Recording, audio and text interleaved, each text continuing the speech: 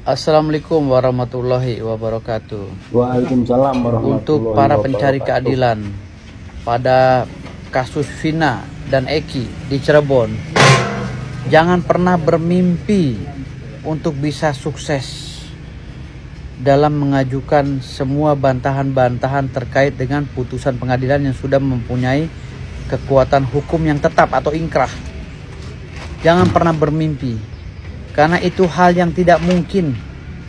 Kalaupun mungkin, itu adalah satu mukjizat ya. Istilahnya mukjizat atau satu rahmat yang besar dari Allah SWT. Karena putusan pengadilan itu adalah bagian daripada kewibawaan hakim ya, atau pengadilan. Jika putusan pengadilan itu dibantahkan, maka akan menimbulkan presiden buruk bagi marwah pengadilan di Indonesia ini. Maka selalu saya bilang, hukum itu adalah ilmu yang tidak pasti, dan ilmu yang gak pasti itu dipaksa untuk memastikan hal yang gak pasti. Jadi putusan pengadilan yang berdasarkan ketuhanan yang Maha Esa dan berdasarkan keyakinan hakim itu tidak bisa dibantah oleh pasal apapun. Dan setiap kegiatan-kegiatan yang sudah inkrah sangat sulit sekali dibantah. Apalagi sudah berlangsung begitu lama. PK, peninjauan kembali, hanya bisa efisien apabila kita mempunyai saksi baru pada saat proses hukum itu baru terjadi. Seperti inkrah, kasasi ya. Kalau kasasi baru diputuskan, itu mungkin masih bisa kita ngajukan PK. Tapi kalau sudah 8 tahun, sudah ada yang dipenjara dan sudah mengakui kesalahan dan lain-lain di depan pengadilan, justru ini buah simalakama bagi si rombongan Sakatatal.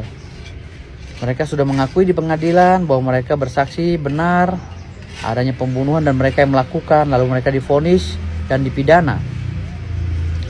Kalau dia membantah, maka mereka akan kena sumpah palsu ya.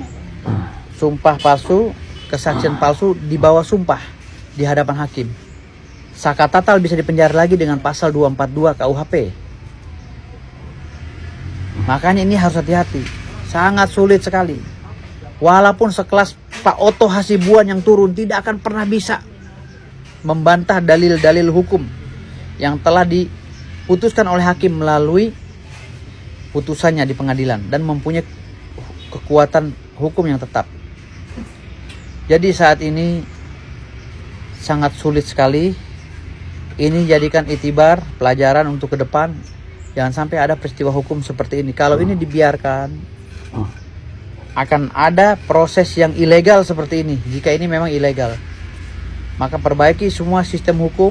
Mudah-mudahan di era Pak Prabowo ini semua akan baik ya.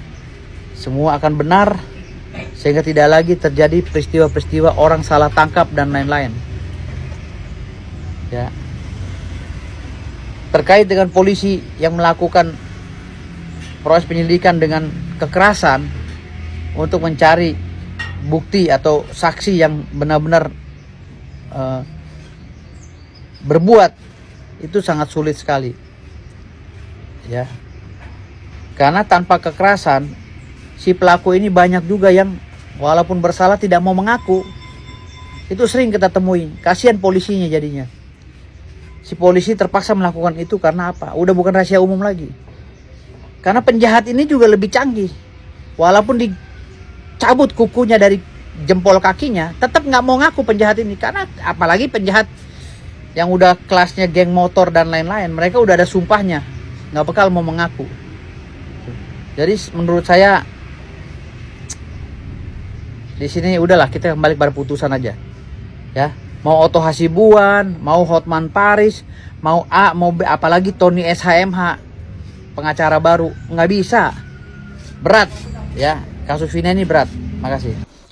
Kasus si Vina ini adalah kasus yang paling jahat melebihi kasus Verdi Sambo dan Jessica Wongso. Dan pelaku-pelakunya ini benar-benar di luar nalar. Bagaimana cara dia menghabisinya, sangat luar biasa. Ya, walaupun saya tidak melihat secara langsung bagaimana cara proses dia melakukan suatu pembunuhan, ya jangan sampai saya melihat karena saya trauma dengan kekerasan. Ya, kemungkinan mereka ini identitasnya agama tapi perilakunya yang tidak mencerminkan punya beragama, dan sangat luar biasa kejahatan yang dia lakukan ini. Ya, mungkin dia tidak sadar, dia menyadari bahwa pangkatnya itu, jabatannya itu sepanjang masa. Ya, mungkin dia menyadari bahwa hidupnya itu akan hidup selama 1000 tahun, nggak akan mati-mati. Dan mungkin pada saat dia nanti kembali ke masyarakat, kemungkinan dia ini bisa diterima oleh masyarakat. Mungkin juga ya si pelaku ini, entah siapa yang terlibat ini, pada saat dia mati, dia akan menguburkan mayatnya sendiri. Nah, pelaku ini tidak percaya dengan adanya hari akhir. Pelaku ini tidak percaya dengan adanya hari pembalasan, dan pelaku ini tidak percaya dengan adanya siksa kubur. Nah, orang yang seperti ini sangat berbahaya sekali. Ya, berbahaya bagi kita-kita yang berteman dengan mereka. Coba Anda bayangkan aja, mereka melakukan satu kejahatan dan mereka bebas melenggang begitu aja dan mencari orang yang menggantikan dia sebagai pelaku. Kan sangat sadis, sangat luar biasa. Ya kan? Tinggal menangkap orang dan disuruh mengaku padahal dia tidak melakukan satu kejahatan. Nah, yang benar-benar melakukan kejahatan ya lenggang begitu aja. Sangat luar biasa. Ya, orang ditangkap, disuruh mengaku, disiksa. Jadi rakyat kecil yang menjadi korban. Siapakah dia? Ya tukang beca, kuli bangunan, ya rakyat miskin lah yang menjadi korban, sengaja ditangkap, sengaja disuruh mengaku. Ya. Nah, ini sangat jahat, super jahat sekali, dan orang-orang seperti ini ya semoga dapat pembalasan ya. Dan apapun itu, ya kezoliman dalam bentuk apapun pasti akan mendapat suatu balasan dari Yang Maha Kuasa. Dan orang-orang ini sangat luar biasa ya. Nah, jadi teman-teman semuanya ya, untuk masalah kasus Vina semuanya skenario ya. Pengadilan juga sama ya, yang udah dirancang ya, sudah dibikin skenario. Terus kemudian para saksi-saksi juga sama dirancang, sudah tata kata bahasa dan aturan mereka ungkapan juga sudah diatur ya, semuanya sudah diatur semuanya.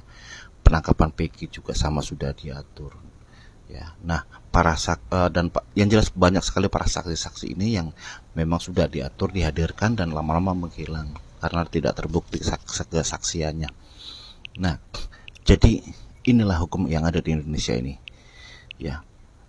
Jadi di era Jokowi ini melahirkan benar-benar generasi penjahat, generasi koruptor yang luar biasa ya, namanya juga negeri Konoha ya. Nah, ini semoga aja kasus ini cepat selesai ya.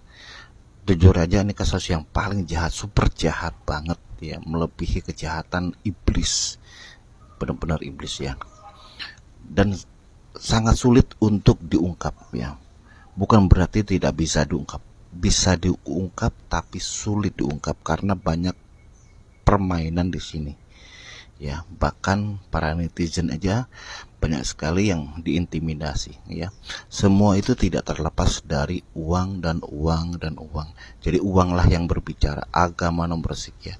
Sangat berbahaya sekali. Semoga aja ini cepat selesai. Kita doakan sama-sama para netizen semuanya. Yuk kita sama-sama kita berdoa untuk save Peggy Setiawan ya, dan teman-teman yang menjadi korban pelaku walaupun dia tidak melakukan. Oke ya, sampai ketemu di video berikutnya.